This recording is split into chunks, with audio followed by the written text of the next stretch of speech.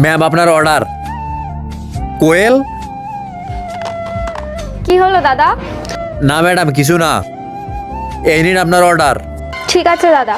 আচ্ছা ম্যাডাম, বলছি আমার না ফোনটা সুইচ অফ হয়ে গেছে, তো 10 মিনিট আপনার ঘরে একটু চার্জে বসিয়ে দেবো। ঠিক আছে, আসুন ভেতরে। দাদা তুমি বসো, আমি তোমার জন্য এক গ্লাস জল নিয়ে আসছি। আর তুমি গরমের মধ্যে মাস্ক পরে আছো কেন? দেখো বাইরে কত গরম। না বোন, জলের কোনো দরকার নেই, আর 10 মিনিট তো ব্যাপার, আমার মাস্ক পরে পরে অভ্যাস হয়ে গেছে। আচ্ছা বলছি, একটা কথা জিজ্ঞাসা করতে পারি? হুম। আপনার হাতে এগুলো ব্যান্ডেজ করা, আবার মুখে সব দাগ, এগুলো কি করে হয়েছে? কিছু না দাদা।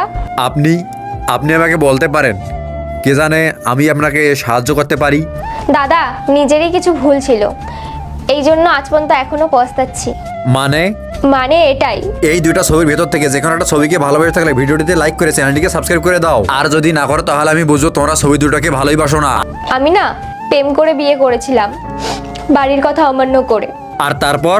বাড়িতে বলেছিলাম মা বাবা দাদাকে, কারো ছেলেটা পছন্দ হয়নি। ওরা হয়তো বুঝে গেছিল ছেলেটা আমার জন্য ঠিক না, তারপর ওরা ঠিক করে নিয়েছিল ওই ছেলেটার সাথে আমাকে বিয়ে দেবে না।